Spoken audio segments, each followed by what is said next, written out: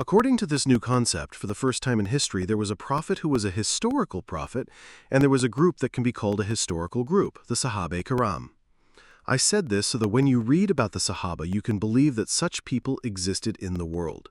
Whereas when you read in other books, it is difficult to believe because they are stories, mythology, or myths. But what is written about the Sahaba is a page of history. It is not a story. That is why this concept is continued from that time. There was a companion named Abdullah bin Masud who said that the Sahaba are qudba, meaning models or examples. The Sahaba are presented as a model in Islam, and I believe that they are not just a model for Muslims, but a model for humanity. In the Quran, the Sahaba are called Khair Ummat, best group. What does best group mean?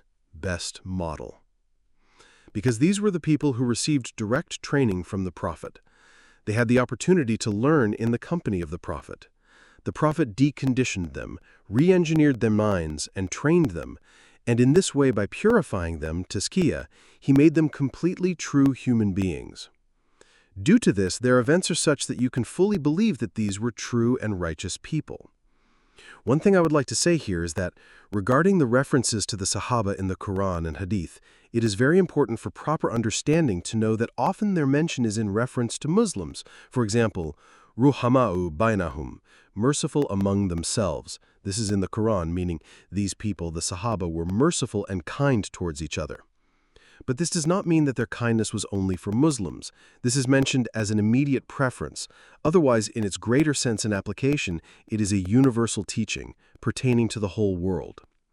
That is why the same idea is stated in Hadith as Arham man fil ardi yarhamukum man fis samai. Be merciful to those on earth, and the one in the heavens will be merciful to you. So you see, there it was mentioned in reference to Muslims, but here it is said in a general reference.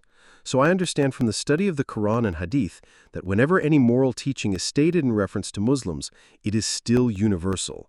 The name of Muslim comes there only as an immediate reference. Otherwise, in terms of its greater application, it is a universal teaching. I would like to add another point here. Two terms are used for the Sahaba in the Quran. Khair Ummat, which means best group, and Ummat Wasat, which means middle group. These actually describe their two roles, two characters. When the word Khair Ummat, best group, came in the Quran, it described their internal character and role. And when Ummat Wasat came, it described their external role, meaning their missionary role. Ummat Wasat means, as stated in the Quran, that you have the status between the messenger and humanity. That is, the Sahaba received teachings from the messenger and conveyed them to humanity. They were the middle community, the middle group. So they have two roles. One role is that they became a moral model and internally sought to establish people upon Islam in the best manner. And the other role is that they conveyed the message of truth of Islam to humanity in a broader sense. As you know, when the messenger of Allah passed away, the majority of these Sahaba spread throughout the world. Therefore, their graves are very few in Mecca and Medina because they went outside, stayed there, died there, and were buried there. Why did they go outside? The messenger of Allah had told them, "Go outside and convey the message of God that you have received from me." He said this during the farewell pilgrimage, "God has sent me for all human beings, so convey my message to all human beings."